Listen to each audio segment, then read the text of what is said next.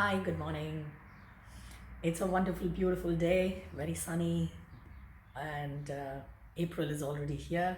A lot of spring flowers coming up. And yes, we all can't do what we want to do still, right? So we thought it would be 1 week, then it is 2 weeks, and there's probably going to be more. So, how do we prepare ourselves to accept the unexpected? It's a challenge all the time in front of us when we are given a time frame. See, we are all creatures who have considered time as 24 hours, and we have bought into this concept of time. But all of us know that when we're having fun, time goes very fast, and if we are by ourselves, time goes very slow.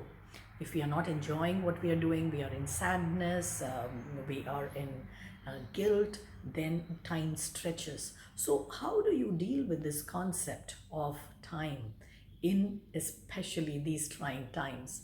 So, connecting with time is our brief chat we are going to have.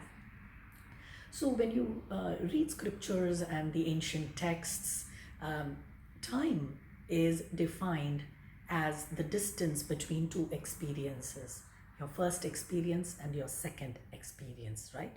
So, the time is that unit between these 2 points, and only at the second experience, actually, time is born. And that is why it's called, the unit of time is called second, and it's not called first. Okay, so this was a great revelation. Now, philosophy apart, in day to day, time is measured on a calendar, in weeks, in months, in years. In corporate life, we know we go quarter to quarter. There's performance deadlines, there's daily deadlines, there's timesheets. So our entire system is wired to think that is only time. So I have elderly people in the family, and for them, if they don't wake up by 6:30, it's sacrilege. Like before 6:30, oh my God, I'm late. Late for what? You're retired. You have nothing to do. You don't be a slave of time.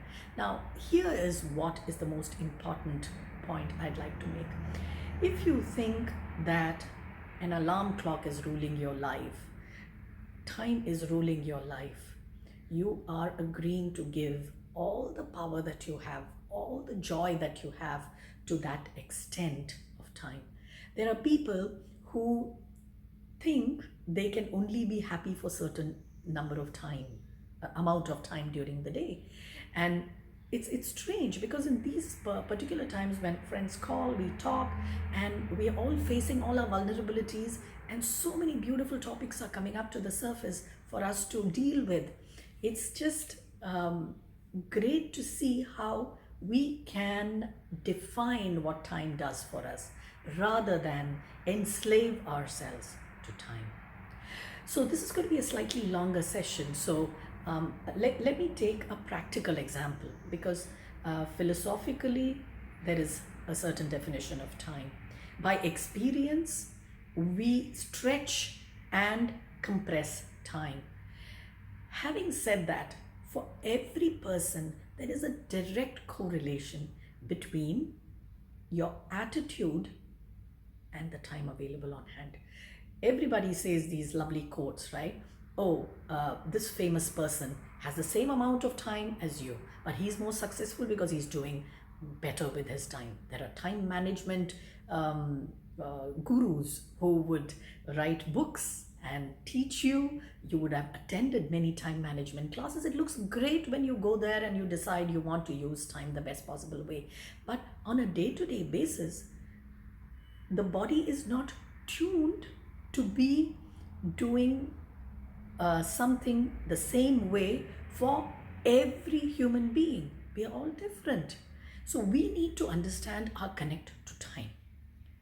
It has 4 alphabets, TIME, and there is definitely a special way where, based on your experience, your upbringing, your temperament, you would connect with time in a different way. So I'll leave it here for now, and in the next session, go into some practical examples on how we can connect with time.